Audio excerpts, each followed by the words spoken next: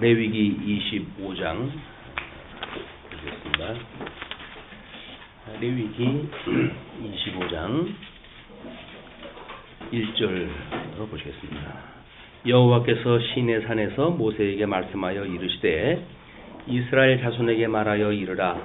너희는 내가 너희에게 주는 땅에 들어간 후에 그 땅으로 여호와 앞에 안식하게 하라. 너는 6년 동안 그 밭에 파종하며 6년 동안 그 포도원을 가꾸고 그 소출을 거둘 것이나 7째 해에는 그 땅이 쉬어 안식하게 할지니 여호와께 대한 안식이라.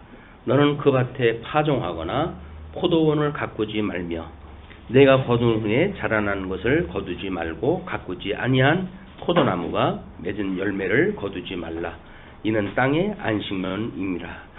안식년의 소출은 너희가 먹을 것이니 너와 내 남종과 내 여종과 내 품꾼과 너와 함께 거류하는 자들과 내 가축과 내 땅에 있는 들짐승들이 다 그 소출로 먹을 것을 삼을지니라. 우리는 지금 두 번째 돌판에 따른 규례를 쭉 살펴보고 있는데요. 오늘은 양쪽 가로 9번째입니다. 생활에 관한 규례로 제목을 잡아놓고 일단은 그 희년의 성결 규례와 그 다음에 복과 화의 교훈이라고 하는 것으로 우리가 크게 제목을 잡아놓고 좀 나눠서 공부를 할 텐데, 오늘은 25장이 그 희년에 대한 성결 규례라고 이렇게 큰 제목을 잡아놨어요. 먼저 1절부터 7절까지 땅의 안식년 규례인데, 그 이야기가 성경을 읽어가지고는 쉽게 정리가 안 될 여지가 있어요. 그래서 주보에다가 희년의 성결 규례라고 하는 25장에 대한 분석표를 정리를 다 해드렸습니다. 그래서 그거를 참고 삼아 이렇게 보시게 되면 일목요연하게 정리가 될 거라고 생각이 듭니다. 일단 그 1절, 2절을 도입부로 잡아놨어요. 그래서 소개와 안식년 준수의 선언을 한 거죠. 그러니까는 여호와께서 시내산에서 모세에게 말씀을 갖다 하여 이르시되 이스라엘 자손에게 말하여 이르라. 너희는 내가 너희에게 주는 땅에 들어간 후에 그 땅으로 여호와 앞에 안식하게 하라. 그래서 안식하게 하라고 하는 선포가 먼저 주어져요. 그리고 이제 그 3절서부터 7절까지가 6년 동안의 파종과 수확, 그리고 7년째의 땅의 안식, 이걸 지금 정리해서 이야기를 하는 겁니다. 그러면 3절에 너는 6년 동안 그 밭에 파종하며 6년 동안 그 포도원을 가꾸어 그 소출을 거둘 것이나 7째 해에는 그 땅이 쉬어 안식하게 할지니 여호와께 대한 안식이라. 너는 그 밭에 파종하거나 포도원을 가꾸지 말며 내가 거둔 후에 자라난 것을 거두지 말고 가꾸지 아니한 포도나무가 맺은 열매를 거두지 말라. 이는 땅의 안식년임이니라. 그래서 그 6해까지는 소출을 거둘 것이나 7째 해는 거두지 말라고 이제 그렇게 이야기를 하거든요. 그런 그 이야기가 7년째의 그 안식년이라고 하는 그것 때문에 이야기를 하는데, 가나안 땅에 들어가서 이야기입니다. 가나안 땅, 요단강을 건너서 가나안 땅에 들어가게 되면 이걸 7년마다 이제 안식년을 하겠죠. 7년, 14년, 21년, 28년 해가지고 안식년을 7년 단위로 이제 하게 되어지는 거예요. 그러면 이 매년이 아니라 이게 매월로 해가지고 매월 주로 나눠가지고 안식일을 지키도록 되어져 있잖아요. 그러면 결국은 안식일의 확장된 개념입니다. 확장된 개념. 그래서 안식일은 우리가 아무것도 노동을 하지 아니하고 하나님 앞에 우리가 안식한다고 하는 그런 개념으로 이해를 했어요. 그런데 호지된 거는 7년마다 경작을 하지 않아가지고 땅이 쉬도록 해주라는 이야기거든요. 그러면 안식일의 이 안식일을 우리가 하나님께서 언약하셨던 이 복과 나라에 대한 거를 상실되어진 개념, 이 상실되어졌기 때문에 이거를 다시 회복을 갖다 하는 것이 안식에 우리가 거하게 되어지는 개념이란 말이에요. 에덴 동산에서 내어 쫓김을 받아가지고 사망 권세 아래 종으로 살아가던 사람들이니까 사망 권세 아래에서 이 복이 상실되어진, 그러니까 저주 상태라고 이렇게 이야기했어. 저주를 받으며 살아가고 있기 때문에 이제 안식일을 지켜가지고 이 안식일을 지킴으로 해서 하나님이 우리를 어떻게 회복하여서 다시 이 복에 참여케 하는가에 대한 이 복음적 원리를 깨닫게 하시기 위해서 이렇게 끊임없이 주시는 거야. 일주일에 한 번 정도를 이렇게 주시게 되면 우리가 끊임없이 이 회복을 바라보고 살아갈 만 하지 않습니까? 안식에 대한 소망을 가지고 살아갈 만 하잖아요. 사람은 그렇지 않습니다. 일주일 단위로 한 번씩 이걸 줘도 이 근본적인 데까지 이르지 못하는 거예요. 그리고 과정 논리에 빠져가지고 문호동이라고 하는 문호동, 요즘은 문호동에 또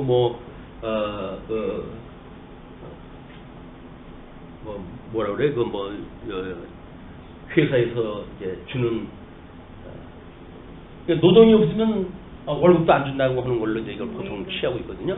그러니까 안식일이라고 하는 그 이야기는 안식일을 지킴으로 해가지고 우리가 복이 있다고 하는 것이 아니라 하나님께서 너희들을 아담에게 주었던 양대언약, 이 양대언약을 하나님께서 아담에게 주었던 거 아니에요?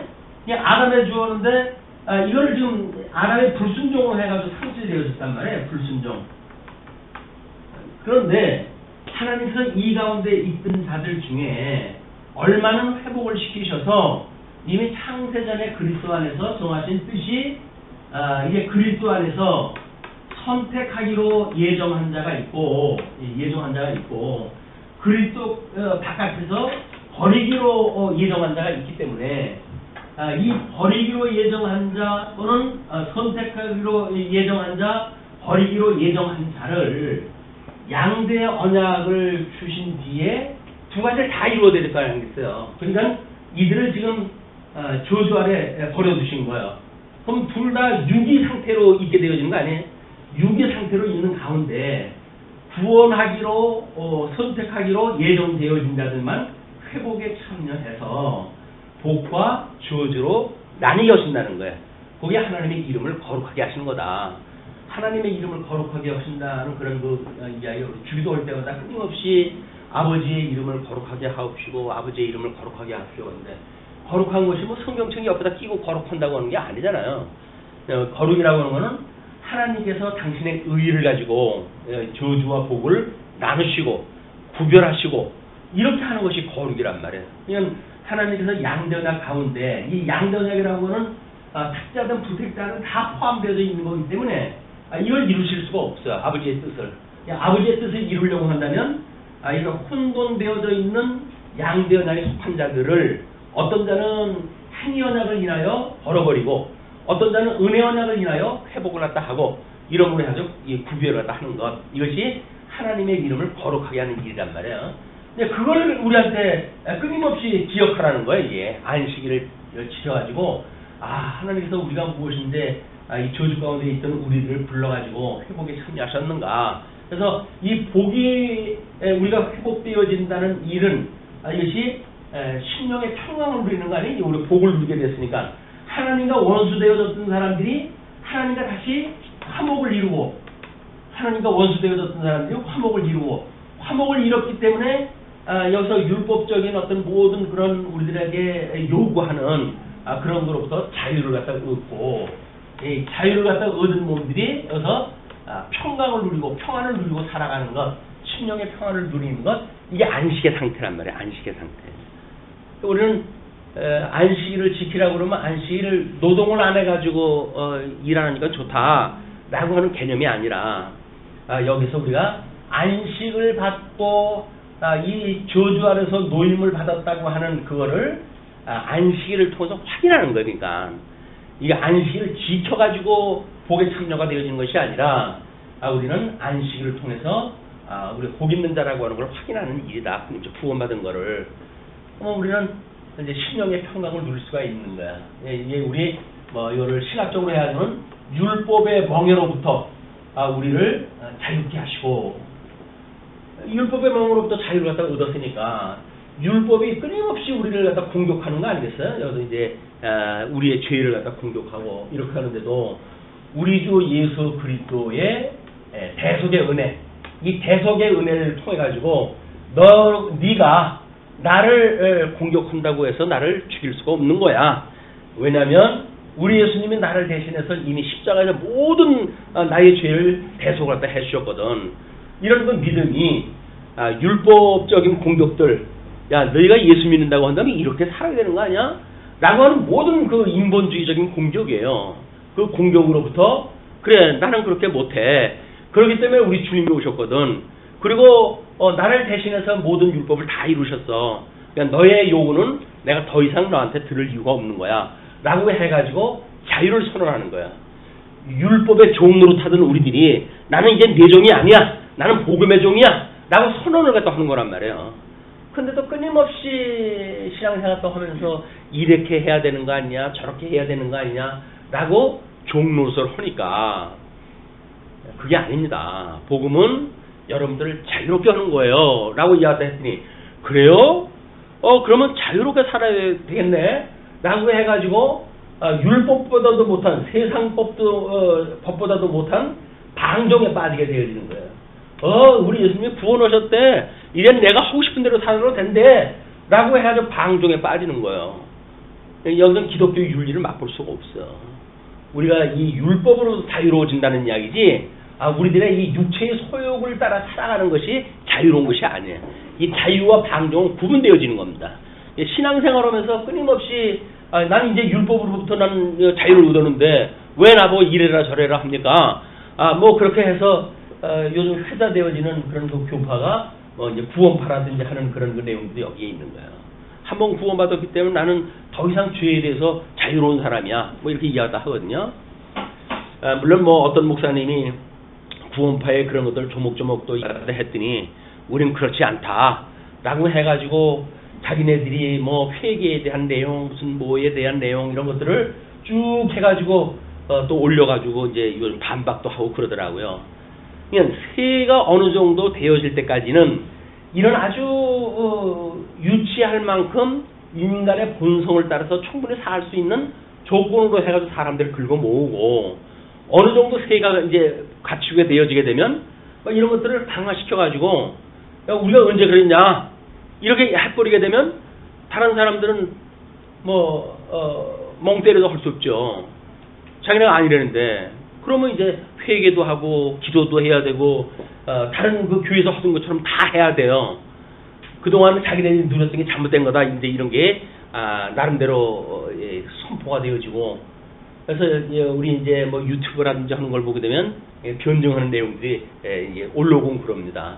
우리가 언제 그렇게 했냐 뭐 이렇게 이야기를 하는데 없던 얘기 하는 사람들이 없죠. 다 있던 얘기예요. 근데 근자에 들어와서 그런 공격들이 계속 있게 되어지니까 막 그런 걸 희석하는 그런 그 작업들이 있게 되어진다. 그래서 뭐 이 구원파에 대한 어떤 그 윤리 문제, 막 이거는 한번 구원받았기 때문에 우리는 더 이상 죄의 종료로 살 수가 없다. 뭐 이렇게 이야기를 하는데 우리가 성령께서 우리를 붙들어 주시지 않는다고 한다면 끊임없이 우리는 육체의 소욕, 육신의 소욕, 육신의 정욕, 또 뭐 안목의 정욕, 이생의 자랑 이런 걸로 해가지고 죄 가운데 우리 있게 되어지는 거 아니에요? 그러니까 우리를 시험에 들게 하지 마옵시고 우리를 악에서 구하소서라고 끊임없이 기도를 하는 거란 말이에요.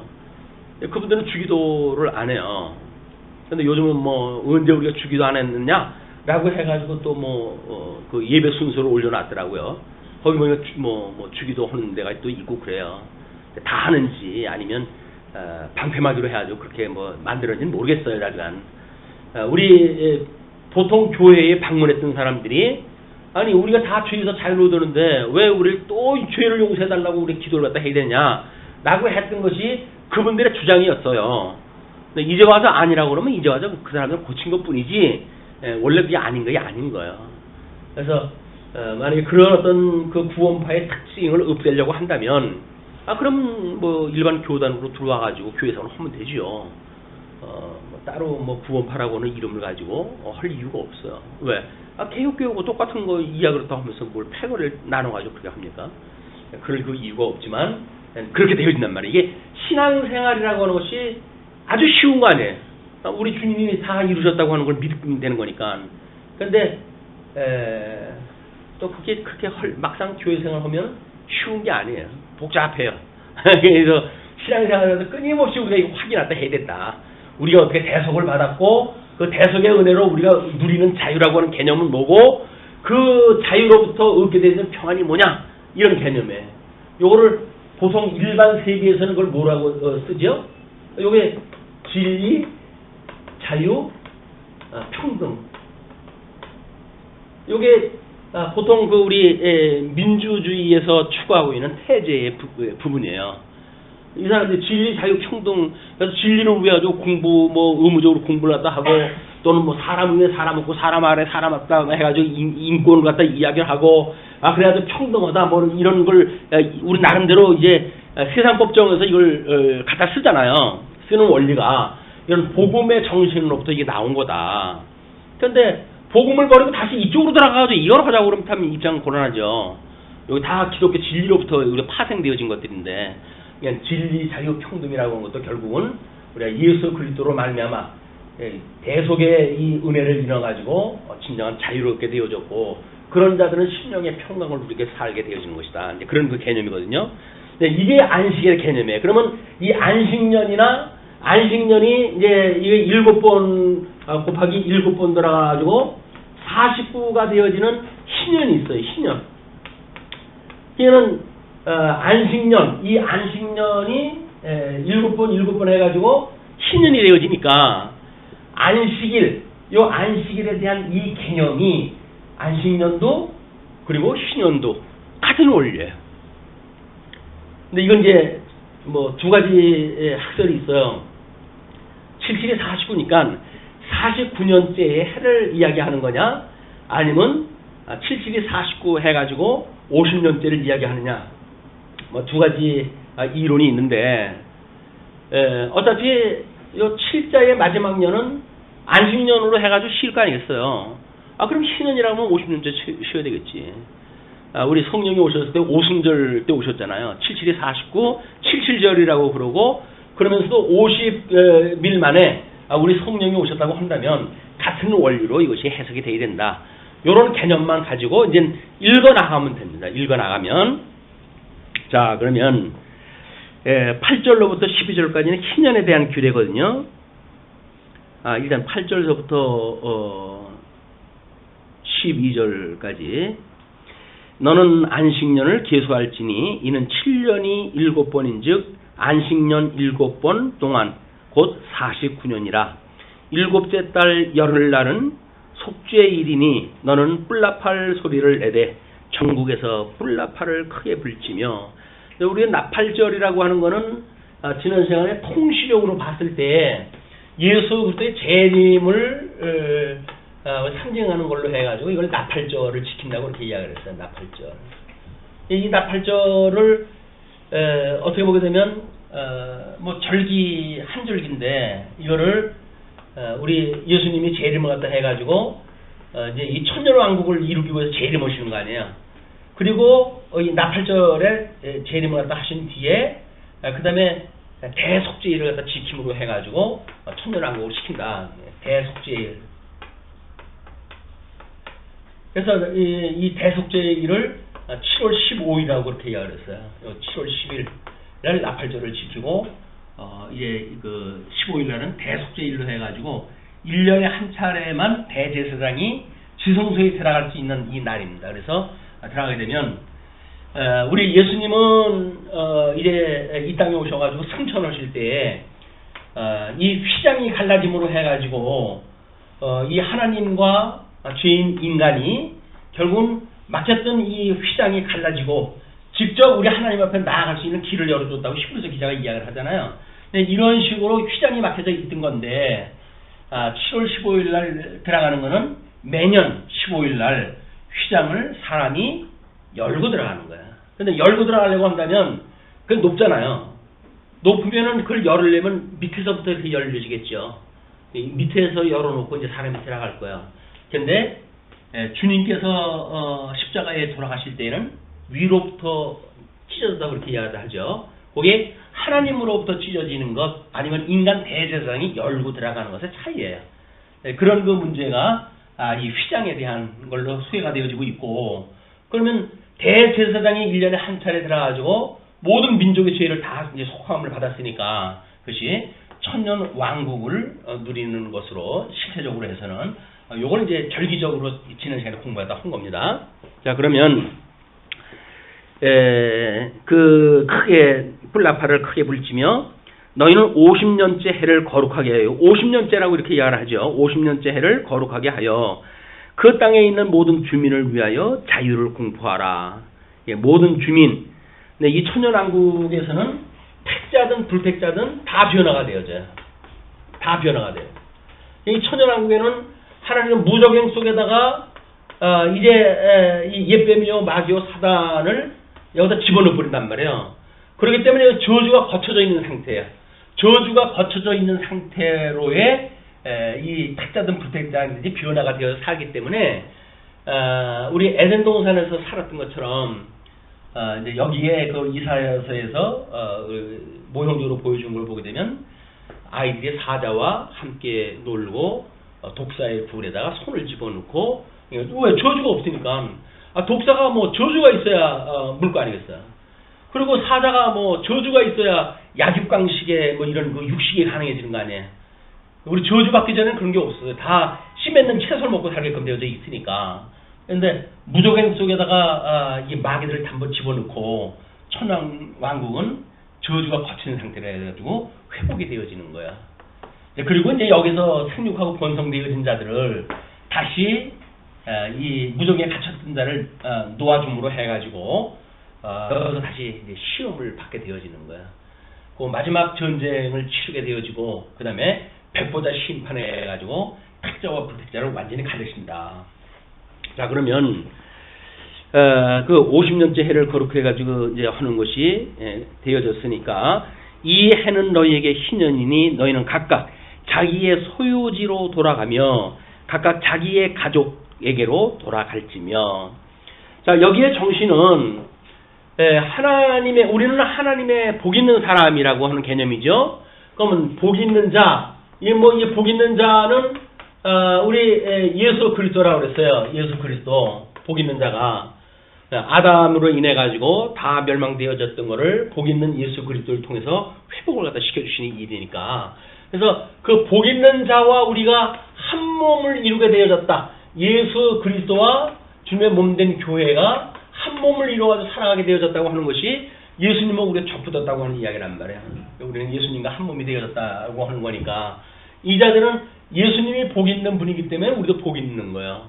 그래서 우리가 여기서 행복을 누리고 살아갈 수 있다고 하는 그 이야기는 예수님의 그 복을 누릴 수 있는 것, 그게 행복인 거예요. 행복이라고 하는 건 어떤 바깥에 있는 게 아닙니다. 예수 그리스도와 우리가 한 몸을 이름으로 해가지고 복 있는 이분을 우리가 여기서 누리는 거예요. 공유하는 것. 한 몸이니까, 예수님과 한 몸이니까. 그래서 이 복을 누리는 걸 우리가 행복이라고 그렇게 이야기해요. 사람들은 가자 행복의 나라로 이렇게 이야기하는데 행복의 나라가 어디 있어요? 행복의 나라가 아무리 지구를 15바퀴를 돌아도 행복의 나라 못 찾아요. 그 사람들은. 이 행복의 나라라고 하는 것은 주변 몸된 교회입니다. 교회에 와야 우리는 행복의 나라 예수 그리스도로 인해 가지고 복을 누리고 이게 복 있는 거로군요. 우리가 이렇게 심령의 평강을 누리고 안식을 누리고 주님이 이것이 평강이로군요. 이걸 이제 깨닫고 산단 말이에요. 이게 행복이라고. 근데 그렇지 않으면 세속적으로 보게 되면 돈이 많아야 행복인 것 같고 미녀를 얻어야 행복인 것 같고 또 조건이 뭐가 있을까요? 명예를 갖다가 얻어야 행복일 것 같고 권세를 얻어야 행복일 것 같고 요즘 세상 돌아가는 걸 보게 되면 권세가 있다고 해가지고 부러울 거 하나도 없잖아요. 민망스러워서 못 살 거예요. 민망스러워가지고. 그래도 그분은 자식이 없으니까 어떻게 살는지 모르겠지만 자식을 가지고 있는 사람은 차마 눈을 못 들어요. 얼굴을 못 들어요. 부끄러워가지고. 그래도 그게 권세라고 해가지고 그걸 추구하고 또 방패막이를 하서 이용하는 인간들도 같이 있고 같이 살자. 뭐 또 뭐 거기서 틈새로 공격을 갖다 해가지고 그걸 무너뜨리면 뭔가 나한테 부수레기도 떨어지지 않을까 해가지고 공격을 갖다 해야 되고 완전히 정글입니다. 정글. 약육강식이 작동되어지는 정글이에요. 그 안에서 무슨 행복의 나라를 찾고 그렇습니까? 촛불의 상징은 행복이라고 이야기를 하는데 행복을 그런 식으로 한다면 아니 게 아니라 횃불 들어야죠. 더 큰 행복을 찾기 위해서는 횃불을 들어야죠. 횃불 부대가 등장한다 했더라고요. 뭐 세상에서는 어쩔 수 없어요. 뭐 세상 정치에 대한 거를 나름대로 국민인다. 국민으로서의 또 뭐 자유를 갖다 부과를 갖다 해야 되는 것도 자기의 그 속해져 있는 건데 그걸 뭐 내버려 둘 수는 없잖아요. 또 그러니까 시민으로서 어떻게 살아갈 것인가는 그분들의 몫이고 우리도 마찬가지예요. 믿음이 있다고 해가지고 주면 몸된 교회에서 이걸 실체적으로 누리고 살면 이것이 행복을 누리게 되면 세상의 어떤 구조와도 우리는 그렇게 민감한 반응을 보일 필요가 없어요. 그렇지 않으면 이 교회 와가지고도 뭐 별로 신통치가 않은데 그럼 나가서는 또 스트레스 풀어야 될 거 아닙니까? 청주 어저께 뭐 10,000명이 모였다든가 뭐 몇 명이 모였다는데 그 좁은 동네에서 10,000명이면 뭐 꽤 모인 거 아니겠어요? 우리가 그리스도인 성도라고 하는 육과 영의 이 두 가지 측면을 다 가지고 있는 성도가 세상에 속해져 있는 이런 몸뚱아리를 가지고 과연 하나님의 나라라고 하는 그걸 가지고 이걸 소화해낼 수가 있는가 아니면 시민으로서 뭘 해야 될 일이 있다고 보여지는가 그런 성경학자들마다 전부 해석이 달라요. 그런데 뭐 로마서 13장 그 1절부터 이제 소개되어지는 그 위에 있는 권세에게 순복하라 그런 그 이야기를 가지고 뭐 성도의 무슨 뭐 발목을 잡았다고 이제 해석을 하는 분도 있고 왜 그걸 그렇게 푸느냐 뭐 이렇게 해가지고 그거는 순복하라는 그 사람들 말 잘 들으라고 한 얘기가 아니다 뭐 이렇게 해가지고 늘 이야기를 하고 그래요. 뭐 도대체 뭘 어떡하라고 우리가 누릴 수 있다는 거예요? 권세를 갖다가 우리가 순복하지 않으면 거기서 뭐가 쟁취를 갖다 하고 그렇게 해가지고 뭔가 하나님 나라를 만들어갈 수 있다는 거예요? 아니에요. 우리가 옛날처럼 유대인들은 그런 나라 전체가 하나님을 믿는 신앙의 토대가 있었으니까 그런 배경에서 그런 이야기를 한 거 아니겠어요? 근데 우리나라는 뭐 신앙의 자유가 있고 종교의 자유가 있는데 그게 어떻게 보편적 적용이 됩니까? 성경을 믿지 않는 사람들한테 그게 왜 적용이 돼요? 그러니까 해석이 분분한 거예요. 뛰어나가야 된다. 뛰어나가면 어딜 나가냐? 북으로 있어라. 라고 한 그 사람도 있고. 나중에 그건 믿음 오시는 대로 하세요. 믿어지지 않는데 있는 것도 바보고 믿어지지 않는데 뭐 나가는 것도 또 바보고 그래요. 우리 믿음대로 우리가 산다고 그러는데 의인은 믿음으로 산다고 그러는데 과연 하나님의 이 세상을 어떤 섭리해 가시는 그 원리가 무엇인가 과연 기독교 세계관이 무엇인가 라고 하는 것이 알게 되어지게 되면 뭐 나갈 수도 있고 안 나갈 수도 있죠. 자기의 그 믿음의 영역에 따라서. 그러나 그렇지 않고 뭐 교회에서 뭐 그거를 주동을 갖다 해가지고 나가야 된다 말아야 된다 이런 그 이야기는 있을 수가 없어요. 저는 그런 거 이야기를 못합니다. 저한테 물어보지 마세요. 그래서 나가고 싶으시면 나가시고 마시고 싶으면 마시고 이렇게 해야지 목사가 나가라고 그랬다 이렇게 이야기를 하면 안 되는 거예요. 목사는 그렇게 말할 권리가 없어요. 성경이나 국으로 가르치면 되지 뭘 나가라 말아 그걸 지가 해요. 아니 목사는 그런 얘기하는 거 아니에요. 자 그러면 우리가 흔히 20세기를 열었다고 하는 것이 1차 세계대전, 2차 세계대전에 대하여 종교 지도자들이 가표를 던졌고 그걸로 인해 가지고 전쟁이 발발해가지고 수많은 사람들이 죽어가고 그랬잖아요. 근데 칼바르트라고 하는 신학자가 야 뭐 목사가 그러냐 세상에 나가서 사람이 죽는데 왜 가표를 던지냐 라고 해가지고 반동적으로 이러는 것이 칼바르트주의라고 이렇게 이야기했어요. 예, 바르트주의 칼바르트. 이거로부터 해가지고 이제 사회구원이라고 하는 이런 영역이 이제 우리한테 열려지기 시작을 하는 거예요. 이분에 의해 가지고 1차 세계대전, 2차 세계대전이 일어날 적에도 이거 지성들이 다 있었을 거 아니에요. 집단 지성 사회였을 거 아니에요. 지성들이 전부 잠자고 있었어요. 전쟁에 나가나 말거나 뭐 나하고 직접 관계가 있냐? 라고 해가지고 죽는 건 누구나 죽어요? 힘없고 돈 있는 사람만 나가 죽지. 돈 있는 사람이 왜 나가 죽어요? 그러니까 신경 안 쓰는 거예요. 석학이 됐든 뭐가 됐든. 그러니까 칼바르트라고 하는 신학자가 봤을 때, 야, 뭐 이게 무슨 기독교냐? 기독교라고 하는 것이 그건 아니다. 라고 해가지고 로마서를 이게 기록을 했다 한 거예요. 로마서 강론집을 낸 거예요. 그랬더니 잠자고 있던 온통 그 지성들이 깨어나가지고 이건 아니다. 사회 구분을 위해 가지고 우리가 나가야 된다. 라고 해가지고 우리 통합 측의 그 교세가 확장되어진 것처럼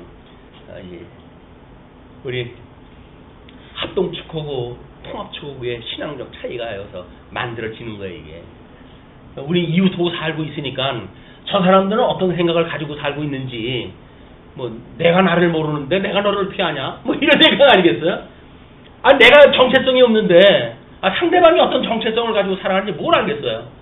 내가 나를 모르는데 내가 너를 어찌 알냐? 뭐 이렇게 이야기를 하는 거예요. 이게 노랫가락이 아닙니다. 이 현실 문제예요. 우리들의 현실 문제. 우리 정체성이 분명해야 이분들이 추구하고 있는 것이 뭔지를 우리가 알 수가 있고 그래야 우리가 가냐 마냐에 대한 결정을 할 수가 있는 거란 말이에요. 모르면서 인간적인 어떤 윤리를 따라가지고 그럴 수 있어. 젊은 피가 끓는데 뭐 이렇게 해가지고 하는 그거는 세상 사람들이 하는 이야기예요. 신앙적으로 어떻게 해석하는 건 별개 문제야. 이걸 우리가 어떻게 해석하겠는가.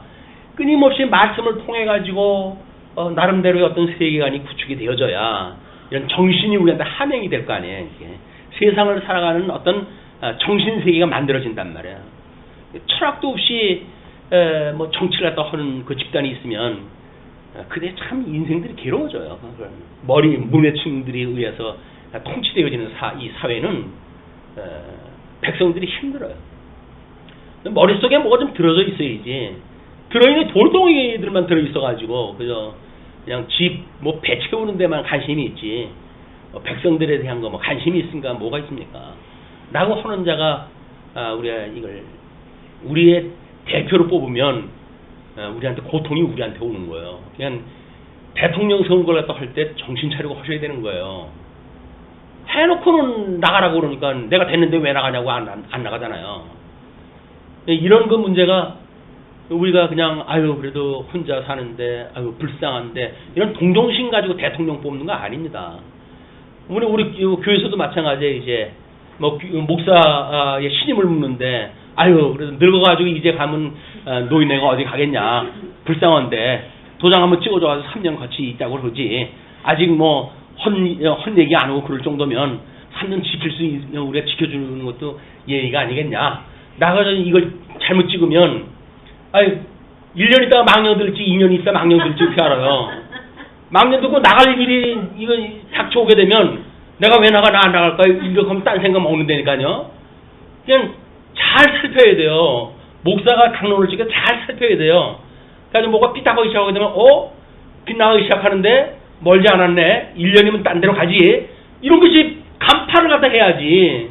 간파 없이 무조건 인정적으로 도장을 찍는다? 그러면 나중에 한번 고생을 갖다 해봐야 돼. 내 밑에서. 어떤 그 압제를 당하는지 어떤 신앙의 구속을 받을는지 처음에는 이렇게 가르쳤죠. 나중에는 내가 언제 그랬어? 내가 언제 그랬어? 직사해가지고 그래가지고 돼요? 뭐 이렇게 해가지고 이제 할 수 있어요. 그럼 어떡할 거야? 그때 가가지고 목사님 그러지 않았잖아요. 그렇지 않다니. 내가 원리가 그렇다는 이야기였었지. 교회 행정이 그러면 안 하고 다 손들고 놀 거야?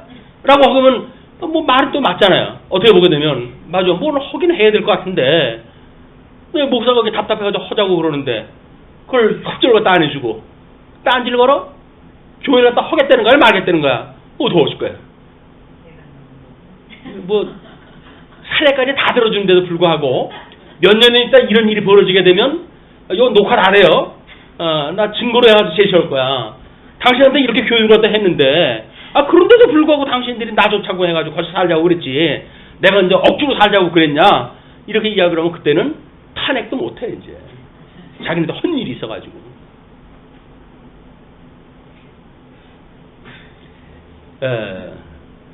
왜 교회 정치를 이야기를 하냐면 세상 정치를 갖다 이야기를 하면 복잡해지잖아요. 다른 사람 이야기를 해야 되잖아요. 교회 이야기를 하면 내 얘기니까 마음 놓고 예를 들어도 뭐 시비 올 사람 없잖아요. 아, 내가 그렇다 그랬지. 뭐 누가 대통령이 그랬다 그랬어. 뭐 장관이 그랬다 그랬어. 내가 그렇단 말이에요. 내가. 이 강론자가. 이런 것들이 우리들의 이 작은 교회가 결국 하나님의 나라다. 나라 정치나 교회 정치나 똑같은 거라니까요.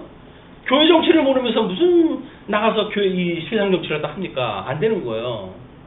교회 정치 우리 잘 배우시는 것이 시민 정신을 제대로 배우는 일이에요. 신사적으로 예수를 믿는 성도로서 정말 그 품격 있는 이런 삶을 우리가 살아가는 거지. 이걸 만약에 힘 있는 자에 의해 가지고 우리가 거기다 굽시고 살아보십시오. 자존심 상하잖아요. 이번에 왜 사람들이 화를 많이 낼까요? 창피해서요, 창피해서. 우리나라가 그 정도는 아닌 것 같은데, 근데 살다가 보니까 이 모양이냐. 같지 않은 것들에 해가지고 갑질을 갖다 해가지고 온통 대통령을 이용해가지고 백짓을 다 해먹잖아요. 그러니까 우리는 이게 터무니없는 일이 벌어지는 거예요. 자존심이 상처를 입은 거야, 이게. 내가 그래도 21세기를 살아가는 지성인이라고 생각을 했었는데 어떻게 무지렁이 같은 인간들한테 사기를 당해가지고 이러고 사냐 내가. 이런 것 때문에 화가 나는 거라니까요. 아니 뭐 대통령이 뭐 한 사람이 그랬다고 한다면 뭐 권세 잡은 사람이 뭐 그럴 수도 있지 하죠. 근데 우리가 선출하지 않은 사람이 갑질을 갖다 하니까 분통이 터지는 거예요, 이게. 내가 왜 그런 쓰레기 같은 인간한테 당하고 살아야 되냐. 적어도 복 있는 자라고 한다면 주님의 몸된 교회에 대한 행정을 우리가 잘 알 필요가 있다. 그런데요, 그 11절에 보시게 되면 그 50년째 해는 너희의 희년, 아주 뭐 기쁨이 충만한 그런 그 해인데, 희년이니 너희는 파종하지 말며 스스로 난 것을 거두지 말며 가꾸지 아니한 포도주를 거두지 마라. 아니 1년 벌어 1년 먹고 그러는데 이걸 거두지 말라는 거예요. 근데 하나님의 단서가 있어요. 그 전에 2배를 갖다 줄게. 너희들이 그의 의와 나라를 구해라. 그리고 무엇을 먹을까 무엇을 마실까 염려하지 마라. 그 이야기는 뭐예요? 이 나라를 너희들이 구하고 이 복을 구한다고 한다면 내가 먹고 마시는 거는 다 이미 준비가 되어져 있다는 거예요. 그 이야기는 뭐예요? 우리가 먹거리만 주님께서 주신 것이 아니라 나도 주의 것이로구나 라고 하는 거를 자각해라, 그 이야기예요. 네가 필요되어진 건 하나님이 내가 너를 만들었어. 근데 뭘 네가 스스로 사는 것처럼 뭘 먹을까 마실까 네가 걱정을 하냐, 그 얘기예요. 근데 우리는 걱정한다는 이야기는 뭐예요? 내가 꿈지럭거려가지고 여기서 살아왔다는 이야기 아닙니까? 근데 꿈지럭거려가지고 형편 나아지셨습니까? 아니잖아요. 그렇다고 주님께서 내가 너희들 먹여주는 거야. 이러고 하면 그러면요 주님, 이렇게 해가지고 우리가 아멘으로 화답을 갖다 해야지. 그렇지, 말이 그렇다는 거지. 뭘 먹을까 마실까 염려하지 말면 세상, 그렇게 편한 세상이 어디 있느냐고 그렇게 이야기를 하잖아요. 근데 심령의 평강이 어디서 와요? 그 하나님 믿지 않으면 어디서 평강이 옵니까? 우리를 지으신 하나님께서 우리를 살아가게 하신 모든 과정도 하나님께서 해가신다니까요. 만들어만 놓고 섭리를 다 안 해요? 우리 뭐 못된 그 아버지처럼 여기저기다 씨나 뿌려놓고 그냥 말아봐? 도둑놈이지 그놈이? 근데 우리 하나님 그런 분이 아니에요. 천지를 만드신 천지를 하나님께서 지금도 졸지도 않고 주무시지도 않고 친히 섭리를 또 하신다니까요. 그 우리를 만들었으면 우리 존속하게 하시겠죠. 살아가게 하시겠죠. 먹을 거 마실 거 주시겠죠. 그걸 믿으라는 이야기예요. 이제 성경에서 예수님이 오셔가지고 그걸 믿어라. 근데 그 믿음은 내가 은혜의 선물로 주는 거야. 그러니까 괜히 내가 준다고 하는 믿음도 없는데 생으로 해가지고 뭐 믿는다고 해가지고 안 먹고 뭐 돈도 안 벌고 그럼 너 죽어. 왜 굶어 죽으니까 내가 믿음 주면 그렇게 하고, 믿음 주지 않으면 믿음 생길 때까지 끊임없이 고민하고 하나님의 은혜를 구하고 그래야 되는 거야. 이게 신앙생활의 과정이란 말이야. 우리가 어떤 뭐 성경 구절 하나만 들으면 내 믿음에 대한 것도 아니잖아요. 어떤 구절이 내 믿음에 대한 게 아니에요. 성경 구절이지. 근데 그 자기 믿음처럼 해가지고 그 일을 했다 하면 죽어요. 독사 뭐에다가 손가락을 눌어가지고 뭐 뱀이 물어도 해를 입지 않는다고 그랬는데 라고 하면 독사 독으로 해서 죽습니다. 그건 믿음이 있는 바울 같은 사람이나 툭툭 털고 말지. 믿음 없는 지가 무슨 뭘 거기서 뱀에게 물려도 해를 입지 않는다고 해가지고 독을 마셔도 또 해를 안 입는데나 뭐 그래가지고 청산가리를 갖다 마시고 그건 완전히 골로 가는 거예요. 완전히. 이런 무지몽매한 일들이 벌어진단 말이에요. 성경을 제대로 이해하지 못하게 되면 우리는 그냥 성경의 이 어떤 문자적인 해석에 흔들려가지고 말도 안 되는 그런 그 오류가 빠지게 되어진다. 그래서 성경을 우리가 종합적으로 이해하고 배우는 일은 매우 중요한 겁니다. 우리의 이 인생을 걸 만한 가치가 있는 일이다. 자, 그래서 이는 신년이 너희에게 거룩함이니라. 너희는 밭의 소출을 먹으리라. 그러면서 13절로 부터 17절까지 신년을 기준한 토지거래 규례. 이 신년에 너희가 각기 자기의 소유지로 돌아갈지라. 내 이웃에게 팔든지 내 이웃의 손에서 사거든 너희 각 사람은 그의 형제를 속이지 말라. 하나님께 다 주신 거니까 복으로 나라도 땅도 통치도 다 주신 거니까 속여가지고 그걸 하지 말라는 거예요. 그게 십계명의 정신 아닙니까? 예. 그리고 그 신년 후에 연수를 따라서 너는 이웃에게서 살 것이요 그도 소출을 얻을 연수를 따라서 내게 팔 것인즉 연수가 많으면 너는 그것에 값을 많이 매기고 연수가 적으면 너는 그것의 값을 적게 매길지니 곧 그가 소출의 다소를 따라서 내게 팔 것이라. 연수가 77이 49년인데 이제 1년만 남았어. 1년만 남았는데 50년치 다 받으면 돈으로만 해요. 그냥 1년치만 받아. 그런 그 이야기에. 얼마나 합리적인 분입니까 하나님께서. 우리들의 삶을 살아갈 때 그런 억지 춘향으로 뭐 살아가게 하고 그러시는 분이 아니에요. 철저하게 우리들이 알고 있는 믿음의 그 합리적인 믿음 이런 것들이 부합되어지는 신앙생활을 하게 하신다. 그러면서 이제 그 17절 너희 각 사람은 자기 이웃을 속이지 말고 내 하나님을 경외하라. 나는 너희의 하나님 여호와니라. 사람을 속이고 괴를 속이고 저울을 속이고 이렇게 하는 것들은 하나님 앞에 기뻐하시는 일이 아니에요. 왜냐면 우리가 탐욕이 그런 걸 만들어내거든요. 오늘 오전에도 그랬지만 그냥 너 월급 매긴 거 있으면 그냥 그것만 먹고 살아. 거기서 괜히 삥땅 치고 자꾸 그러지 말고 없는 사람 등쳐가지고 뭐 세무조사 한다 어쩐다 해가지고 돈 뜯어먹고 그러지 말고 월급 주면 월급만 먹고 사는 거야. 그것인데 어떻게 됩니까 그게.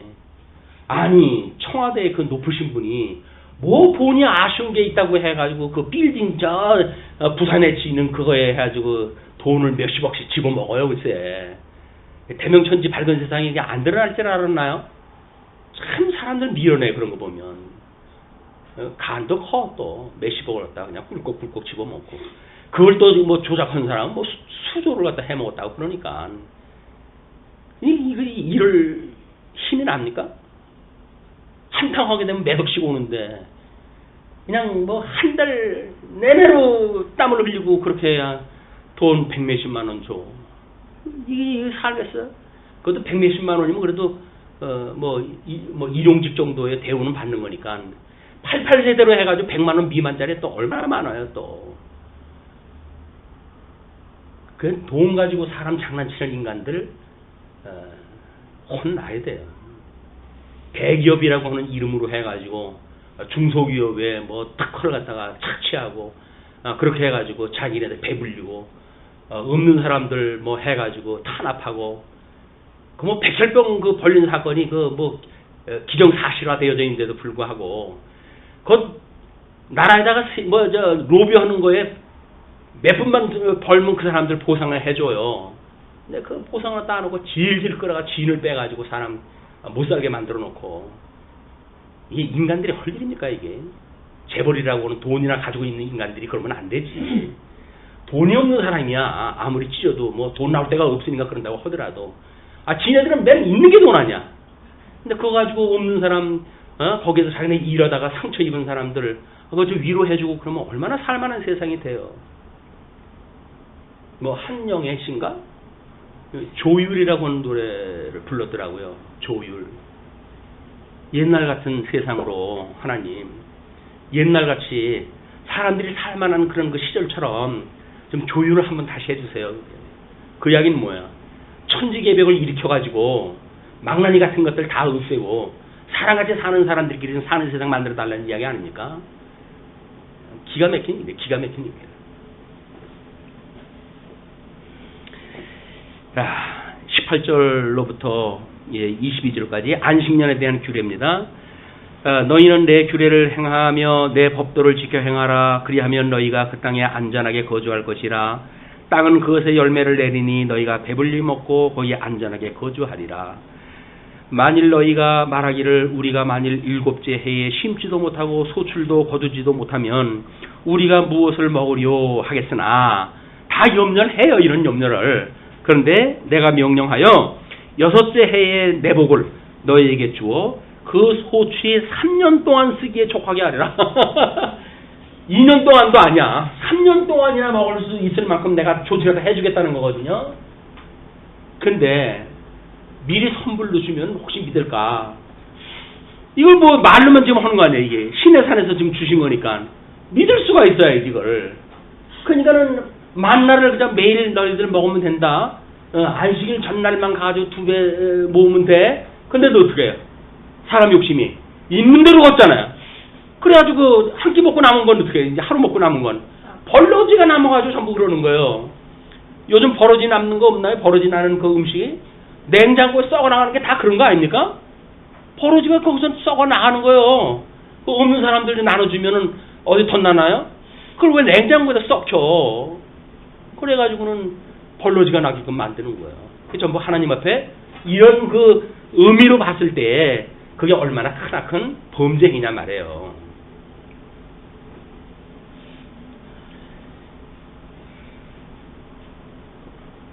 너희가 8째 해에는 파종하려니와 묵은 소출을 먹을 것이며 3년치 줬으니까 한 해 거 먹고 다음에 한 해 거 먹고 그 다음에 농사 지어가지고 소출이 돼야 먹을 거 아니에요.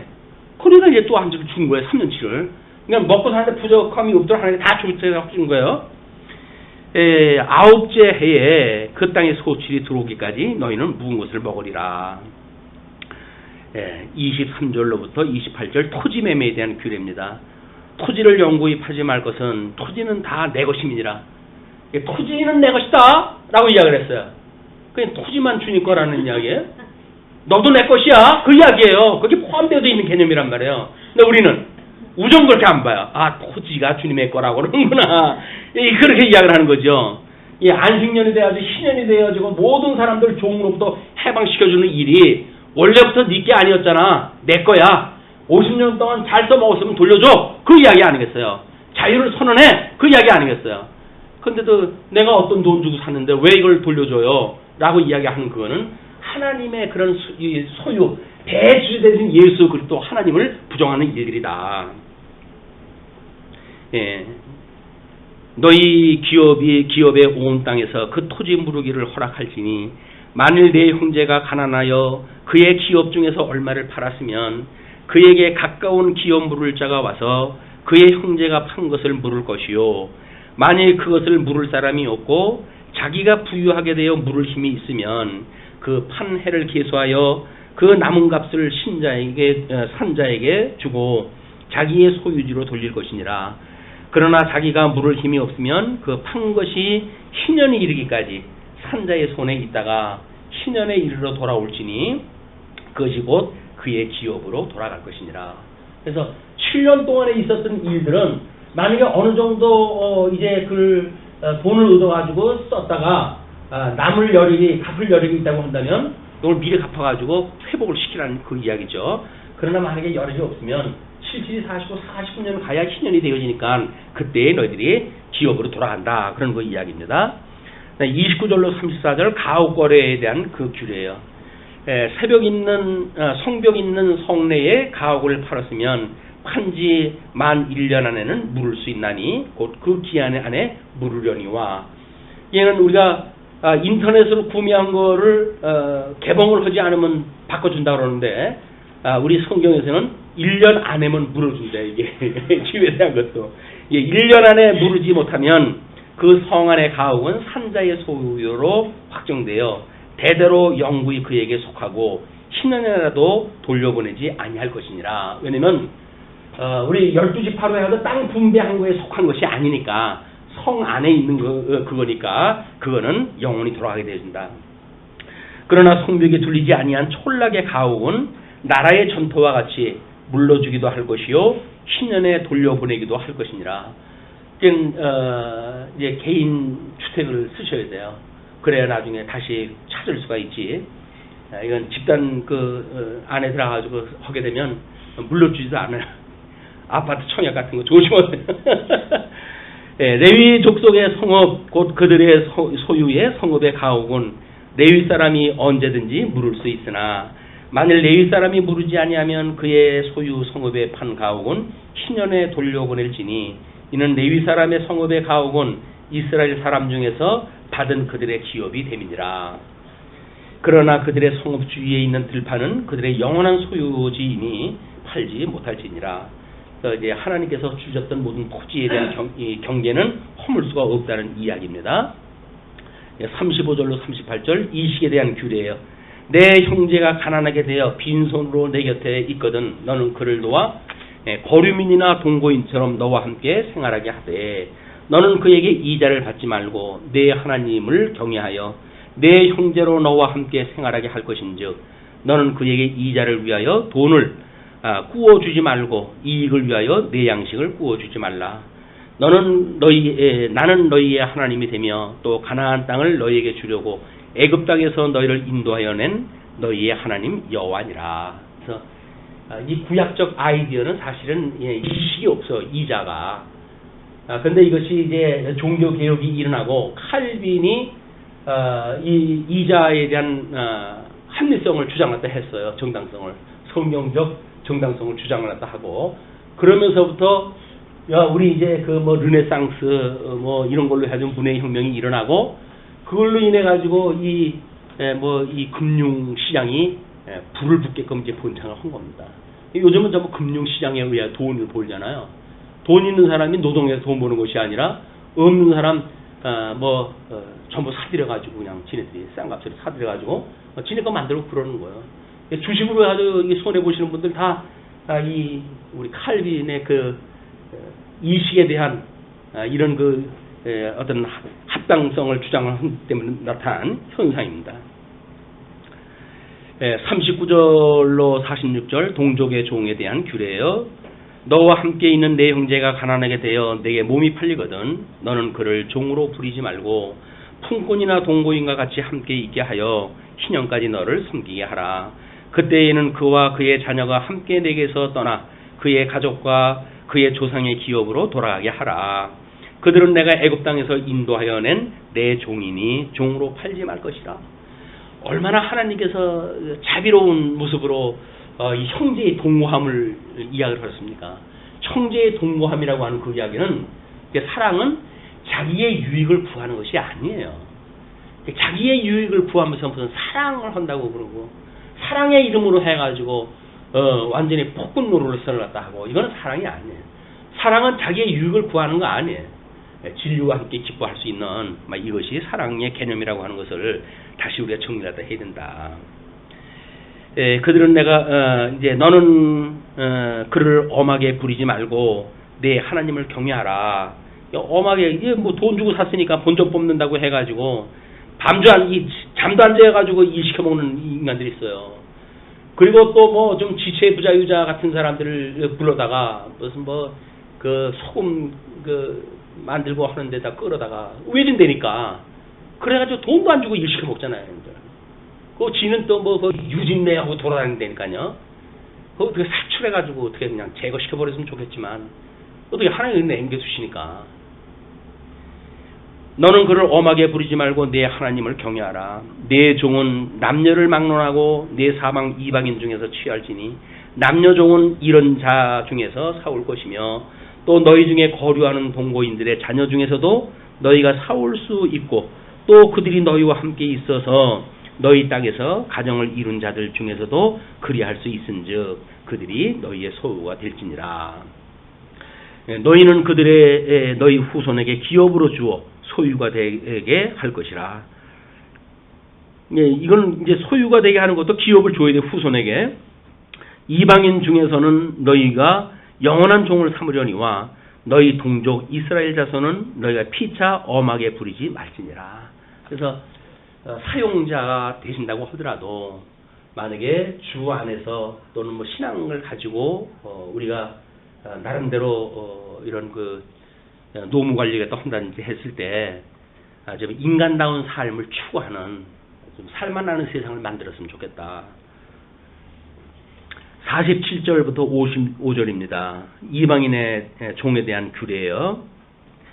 만일 너와 함께 있는 거류민이나 동거인은 부유하게 되고 그와 함께 있는 내 형제는 가난하게 되므로 그가 너와 함께 있는 거류민이나 동거인 또는 거류민의 가족의 후손에게 팔리면 그가 팔린 후에 그에게는 속량받을 권리가 있나니 그의 형제 중 하나가 그를 속량하거니와 또는 그의 삼촌이나 그의 삼촌의 아들이나 그를 속량하거나 그의 가족 중 그의 살부치 중에서 그를 속량할 것이요 그가 부유하게 되면 스스로 속량하되 룻기에 나오는 그런 역사적 배경이 여기 이제 이런 것들입니다. 자기 몸이 팔린 해로부터 희년까지를 그 산자와 계산하여 그 연수를 따라서 그 몸의 값을 정할 때에 그 사람을 섬긴 날을 그 사람의 고용된 날로 여길 것이라. 만일 남은 해가 많으면 그 연수대로 팔린 값에서 속량하는 값을 그 사람에게 도로 주고 만일 희년까지 남은 해가 적으면 그 사람과 계산하여 그 연수대로 속량하는 그 값을 그에게 도로 줄지며 주인은 그를 매년의 삭공과 같이 여기고 내 목전에서 엄하게 부리지 말지니라. 이런 것들은 다 뭡니까?